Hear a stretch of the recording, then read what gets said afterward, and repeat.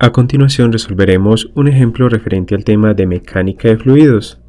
El ejemplo dice lo siguiente: una cama de agua mide 2,10 metros de largo, 1,15 metros de ancho y 30,2 centímetros de profundidad.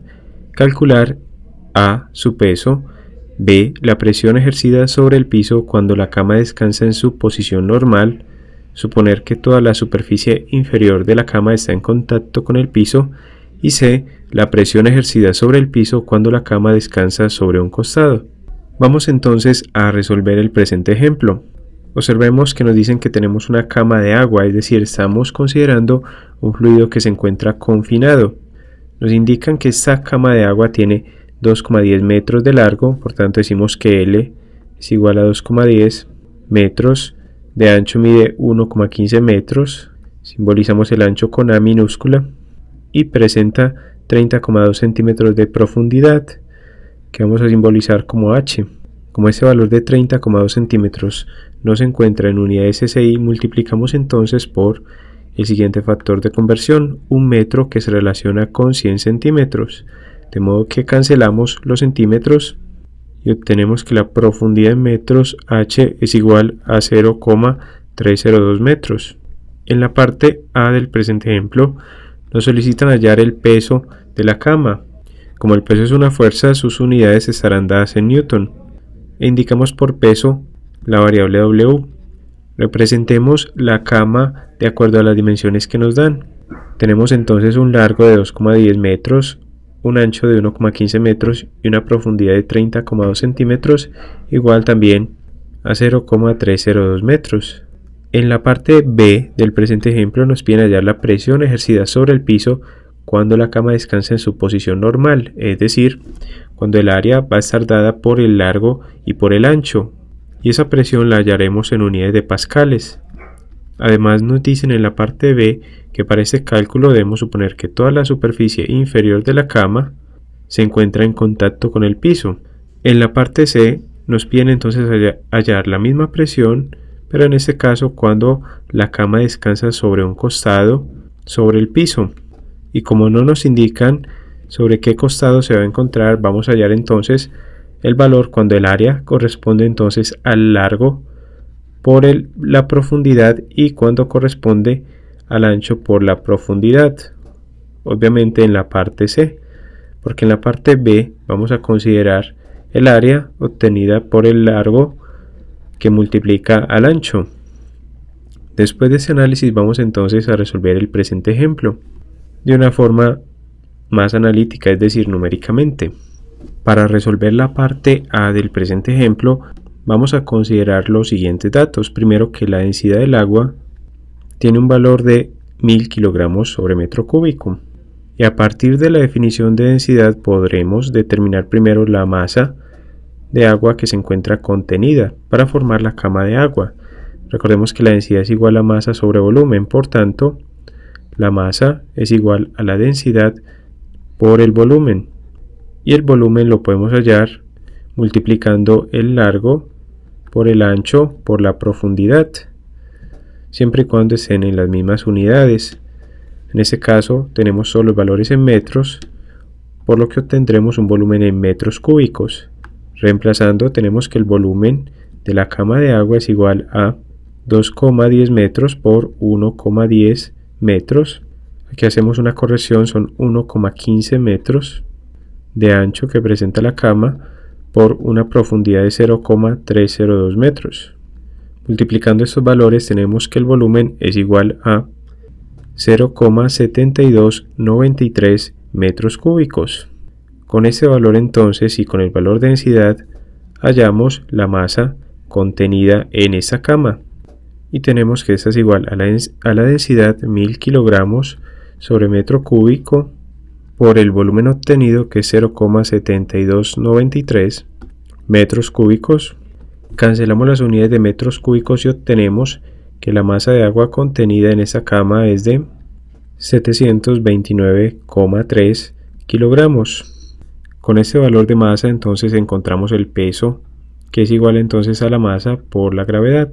Reemplazando valores, el peso W es igual a 729,3 kilogramos, que multiplica el valor de la aceleración gravitacional, que es de 9,8 metros sobre segundos al cuadrado.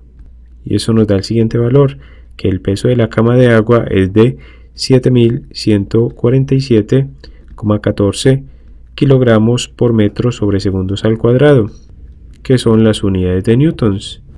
Por tanto, escribimos el valor obtenido como 7.147,14 newtons.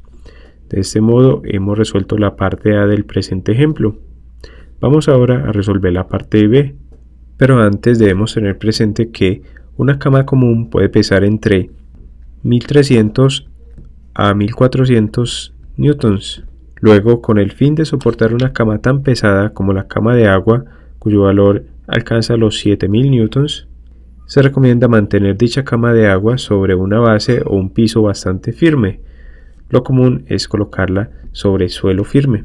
En la parte B nos piden entonces hallar la presión que ejerce esta cama sobre el piso cuando se encuentra en su posición normal.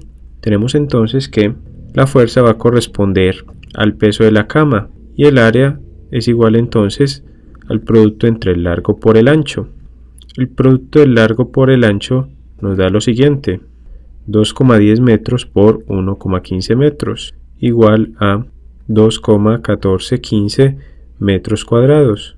Por tanto, aplicando la definición de presión, la cual es igual a fuerza por unidad de área, tenemos que la presión va a ser entonces igual al peso de la cama que soporta el suelo o piso sobre el área, y reemplazando valores tenemos que esa presión es igual a 7.147,14 newtons sobre 2,415 metros cuadrados, lo cual nos da el siguiente valor, que la presión de la cama de agua sobre el suelo cuando se encuentra en su posición normal es igual a 2.959,48 newtons sobre metro cuadrado. Y recordemos que newtons sobre metro cuadrado son las unidades de Pascal. Por tanto, reescribimos este valor como 2.959,48 pascales. Y esta es entonces la respuesta a la parte B del presente ejemplo.